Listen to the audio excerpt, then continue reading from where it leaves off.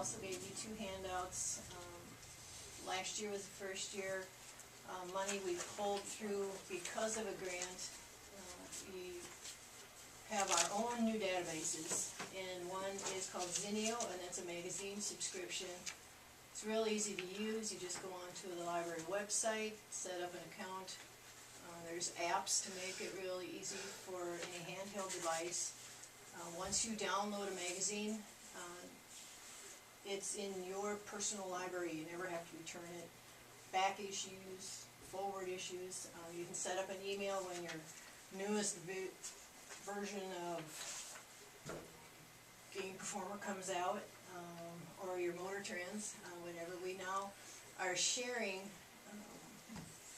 this year, 2015, we now have 35 subscriptions because we're sharing the database. It's called River Roads Library Systems, and it's Plainview Public Library and ourselves. Wabasha was going to be joining us, and they had a little financial situation and backed out. Lake City is pondering it, and hence the name River Roads. It was something that described all of us that were in this database. The magazines, they're a little spendy, but circulation has been picking up on those with people using those. It's real easy to get into.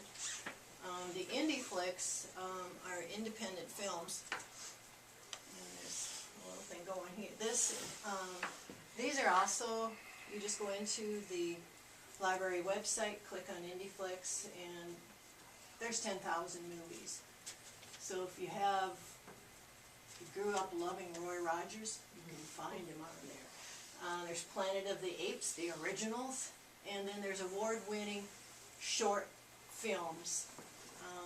The good thing about this database is that it's all public rights performance licensure. So when I bought this database, I can show this movie or any movie to more than 3 people from the same family without getting fined $300 by the federal government for violating privacy rights, copyright laws. Meaning 3 different computers? No, 3 different people cannot watch the same movie in the public library if they're not from the different family.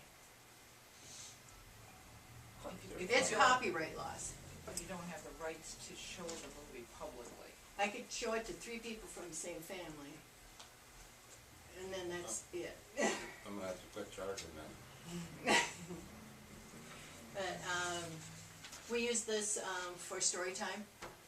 This one, we hook it up to the cable downstairs, put it on the big TV, and can show somebody reading a book or something related to the book that we're doing.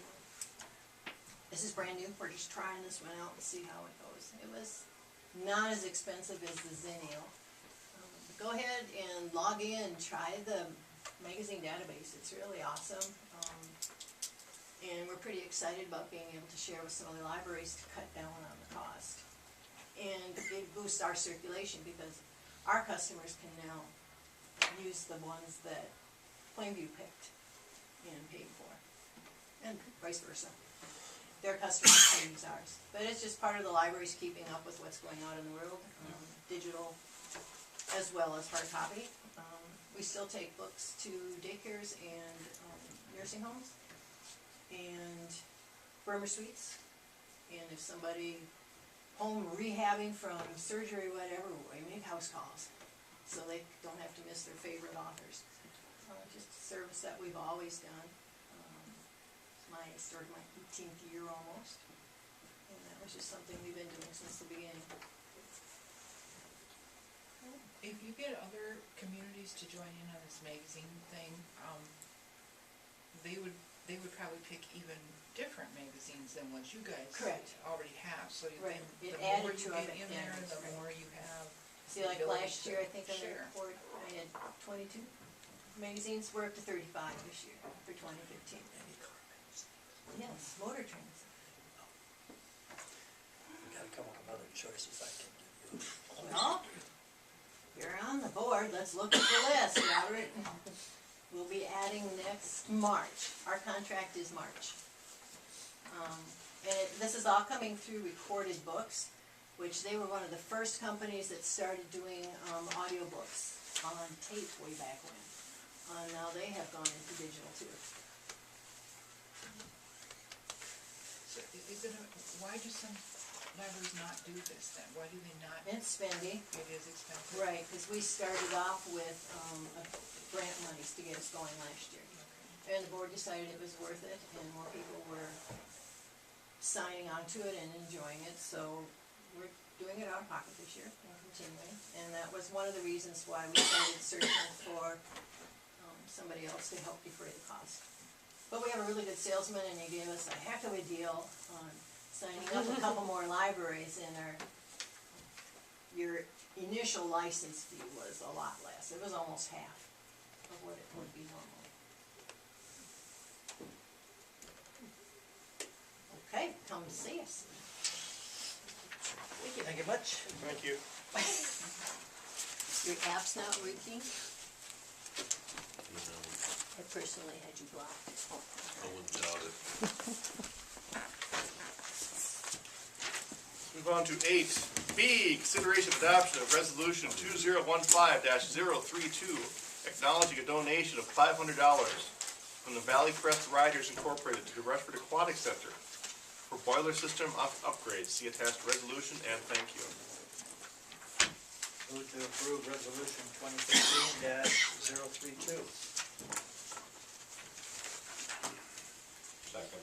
Motion by Mr. Dahl, second by Mr. Culbertson. Any questions or comments? All in favor of the motion, say aye. Aye. Opposed? Motion passes. Thank you to the Valley Crest Riders. Move on to 8C, consideration of adoption of resolution 2015-034, acknowledging a donation of $800 from the Rushford Lions Club to the Rushford Public Library for the children's program. See attached resolution, and thank you. Move to approve. Second. A motion by Mr. Bunky, seconded by Mr. Dahl. Questions or comments? All in favor of the motion, say aye. Aye. Opposed? Motion passes. Thank you to the Rushford Lions Club. Move on to 8D, consideration of accepting recommendation to fill the open patrol officer position by appointing part-time officer David Hughes to full-time position at grade 6, step 1. The open position was posted and signed. An interview was conducted by Chief Hyde, and the candidate meets the criteria for the position. And we also had an interview, Councilmember Bunky and I, and Administrator Sarvi had an interview today with Officer Hughes. And I thought it went very well. I would agree. You did a good job. And I think you'll do a good job for the citizens of Rushford also. That's what you're hired for. What's that? That's what you're hired for.